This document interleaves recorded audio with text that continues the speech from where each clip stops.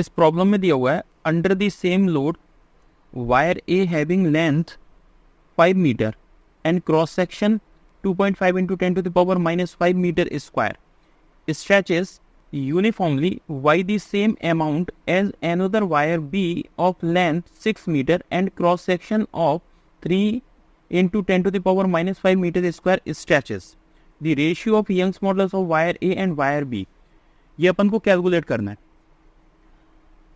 देखिए मैंने दो वायर मान लिए, एक तो मैंने मान लिया वायर A, दूसरा मैंने मान लिया वायर B. वायर ए में उसने दिया है लोड उसने बोला है सेम लोड है.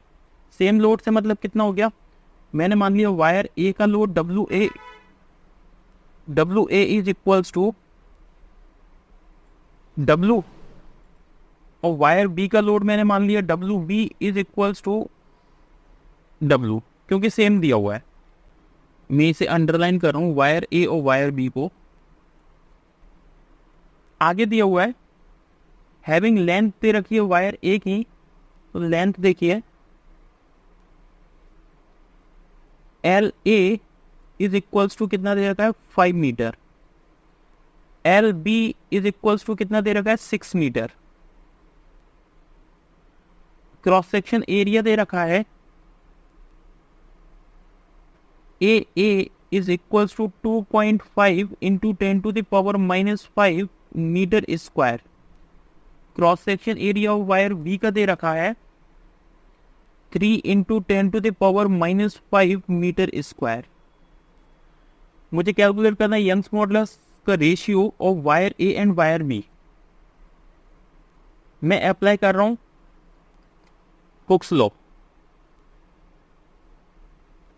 हुक्स लॉ के अकॉर्डिंग हम जानते हैं कि स्ट्रेस इज इक्वल्स टू होता है यंग्स मॉडुलस इनटू स्ट्रेन. यहां से स्ट्रेस को मैं लिख सकता हूं load W upon area is equals to Young's modulus into strain को क्या लिख सकते हैं change in length upon original length. यहां से अगर इसके अकॉर्डिंग में देखूं तो यहां पर अगर मैं वायर ए के लिए डिटरमाइन करूं, देखिए y इज इक्वल्स टू मैं लिख सकता हूं W L upon A into delta L. For wire A के लिए अगर मैं बात करूं फॉर वायर ए, तो यहां मैं लिख सकता हूं Y A is equals to W A into L A upon A into delta L ए.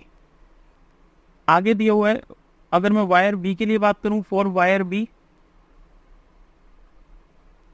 तो Y B is equals to होगा W B L B upon A B into delta L B.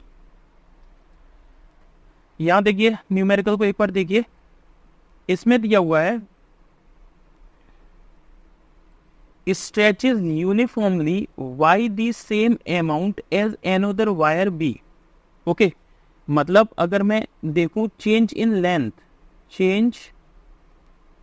Length तो ये कितनी हो जाएगी L A is equals to L, और मतलब delta L A is equals to L, और delta L B is equals to मैंने फिर से मान लिया एल, क्योंकि सेम अमाउंट में चेंज आएगा ऐसा उसने बोला हुआ है. ओके